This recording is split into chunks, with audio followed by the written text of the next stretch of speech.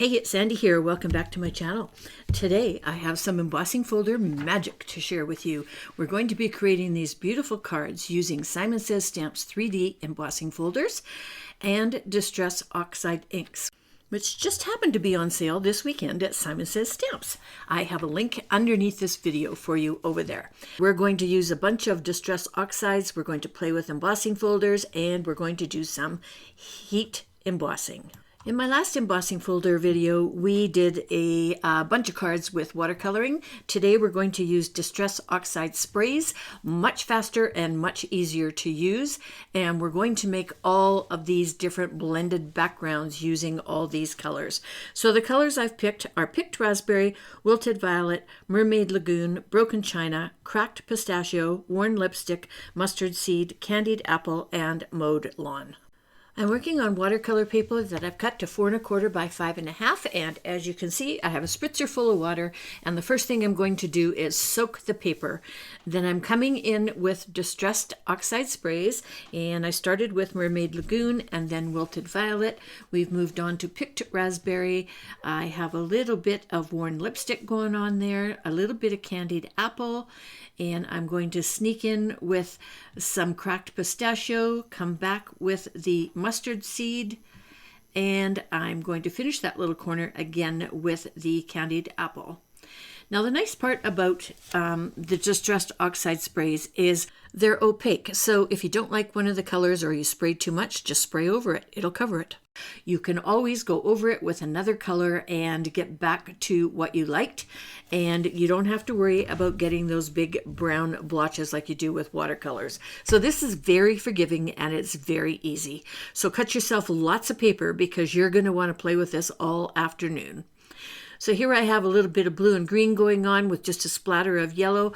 And if you have a spray bottle that does a little bit of splattering like that, put it on a bunch of these cards because it gives a really cool finish.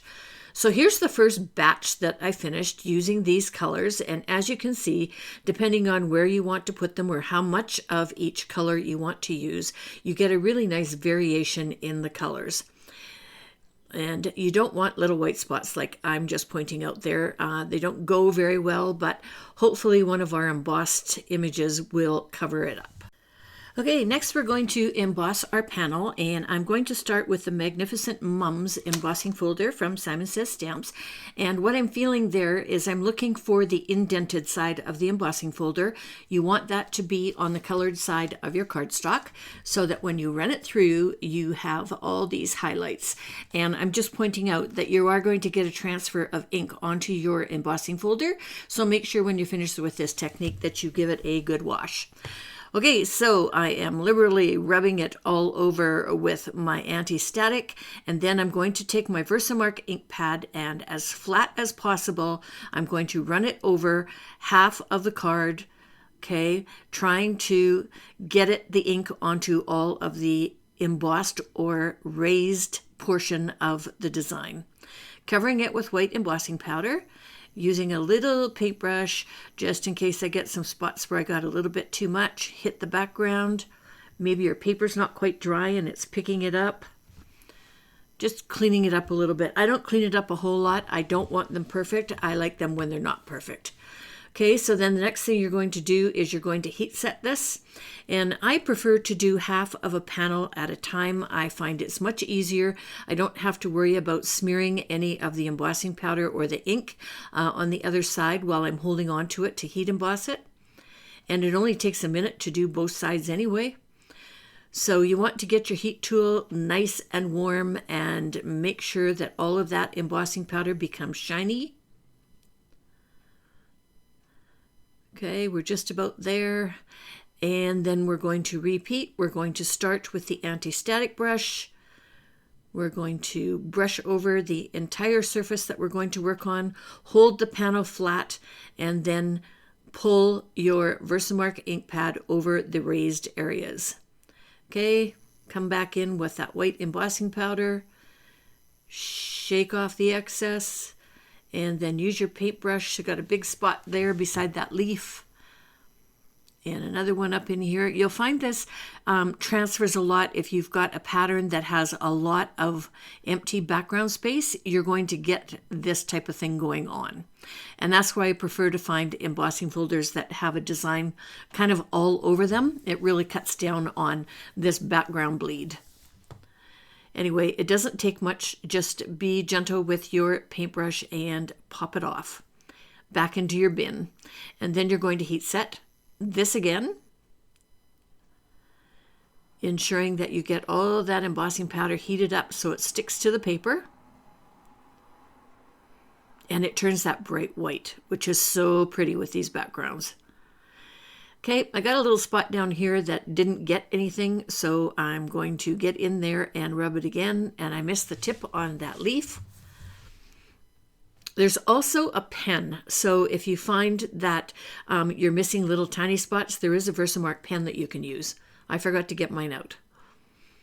Okay, we got most of the leaf on the right-hand side there that time. And I'm not going to worry about this corner too much because that's where my sentiment is going to go anyway. So isn't that cool? Okay, so embossing the panel is step number 2. Next up, I have this panel that's got lots of yellow and peach and pink, and I'm going to use the Fancy Rose Bouquet embossing folder, and I have embossed it. And again, we are going to lay this down, and again, I'm showing you the transfer of the ink. Just, I clean them off with a tissue in between doing the embossing on these panels, and then when I'm finished, I give them a real good scrub in the sink. I use a nail brush on them. It seems to get into all the little indents really well. So once again, hold the panel flat with your left hand and then add your Versamark. We're going to add the embossing powder. Shake off the excess, give it a good tap, and we're going to heat set it. This one's quite pretty. I ended up really liking this one. And I have a very nice mother-in-law that I think I'll send it to for Mother's Day. Okay, so you get half done. Again, turn it around. Use your anti-static. Make sure that you don't have any fingerprints that are going to pick up any of that embossing powder. I'm just tapping a couple of spots here that I missed.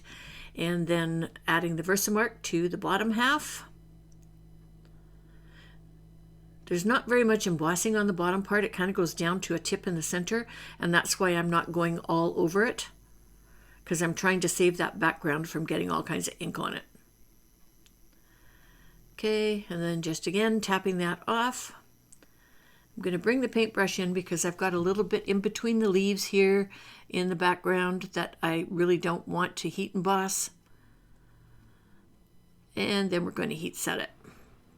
So if you watch my other video, and I will link that below, you'll see that this step is a lot faster than the previous video. But you guys had fun with it. The blackout technique, remember that one?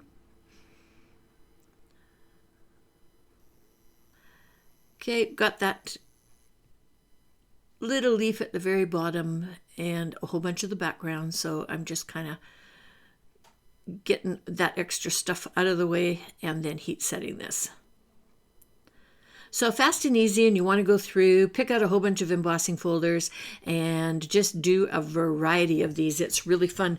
By the end of this, I ended up making 11 cards in like no time flat, so it's fun. You may or may not know that any type of liquid or moisture activates the Distress Oxide inks. So you'll notice that the Versamark ink pad, both of the ends are dirty. They've picked up some of the ink. What I do with these when I'm finished is I go and wash this in the kitchen sink and just get rid of all of that stuff. And then you just take the re-inker, and I'm just showing you in the center here, this is how I re-ink. Put it in, and then I spread it around with a spoon, and you want to do that to the entire surface of your Versamark, and then it will be back to normal, good as new. Okay, so moving on, I have gone ahead and attached these to a top folding A2 size card base, and now we are going to do some splatting. Okay, so I'm going to put 2 of these in at a time, and I'm going to splat with 2 things. I'm going to use the Positively Perfect White Splatter Medium from Simon Says Stamps, and we're also going to use the Yashimoto Pale Gold Watercolor. This one right here. I love this stuff.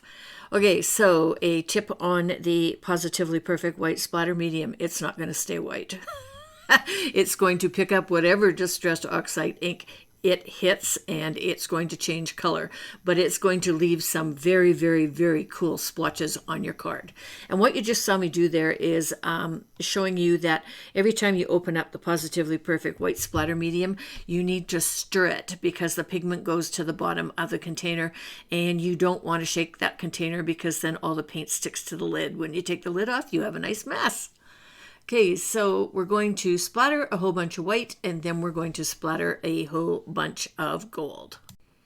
And we're going to do that for each of the cards. And like I said, I think I did 11, so I'm going through and doing this 6 times, but it's so pretty. I kind of wish it would stay white because it looks really pretty white, but I'll tell you, when I show you the finished cards, some of the colors that the splotches turn out are just incredible. So use lots of gold because that's the only one that's going to stay the actual color. And I don't really know why. I guess it's the amount of pigment, and there's a lot of mica in the gold, so maybe that's stopping the Distress Oxide ink color from showing through. Okay, these are all dry, and I added sentiments to them all, so I'll just quickly go through them with you. The Sending Love is the first one. We have a Happy Mother's Day. This one turned out absolutely gorgeous. I'm in love with this. Okay, so here's the Happy Mother's Day die that I used. Again, I have these all linked underneath the video, and there's also a link over to my blog. Happy Birthday, I did a couple of extra panels of the colors so that I could die cut some of the sentiments out of them, and that's why these ones are colored. And they have, one has a white background, one has a vellum background. And I'm showing you the splotches where we hit it with the white paint, but it didn't stay white. See how it picked up that purple and the pink? Isn't that pretty? Makes it really interesting. And there's the Happy Birthday with the shadow die. Okay, I love this one. Love, love, love this one. Okay, so this has a beautiful thank you, which I did from one of the colored panels again.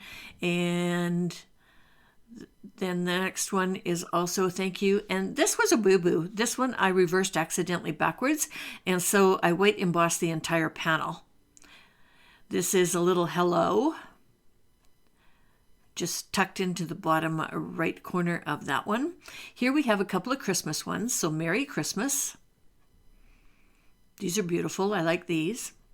And I have a start on my Christmas cards. Yay. I love the blue and green one. Obviously, they're my favorite colors. If you've been hanging with me for a bit, you know that. And my favorite sentiment, send wine. Turned out beautiful. Okay, and then the last two, I put Dream Big on both of them. And then I wanted to point out to you that this is one of the embossing folders that has a die set with it. And so I cut out the butterflies from a colored panel for this one. And then I layered them 2 there and just 1 down in the corner. And that gives a nice little contrast. And then for this one, I cut them out of vellum. And there's a little secret thing that is just out. Simon Hurley brought back out his clear foam tape. This stuff doesn't show underneath vellum. Look at it, it's clear. And it's like using foam tape. You just clip off a little piece, and I tucked it underneath the butterfly, and you can't see it. It's so cool. And this is from Ranger, so it's also on sale this weekend at Simon Says Stamps for 25% off. So grab yourself a roll. You'll love it. Okay, so I'm going to show you a few of the embossing folders that I did end up using. The first one was Butterfly Escapade. The second one is Pristine Blooms. And this one, Apple Blossom. Okay, and that's one of my favorites. The flowers are nice and big.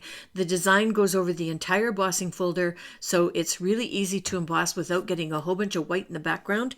I think that was the easiest one to deal with. Okay, so the one that I used for the Mother's Day card is the Fancy Rose Bouquet. And I really like how that one turned out. Next up, we have the Floral Bunches, and we did a couple of bright colored ones with that one.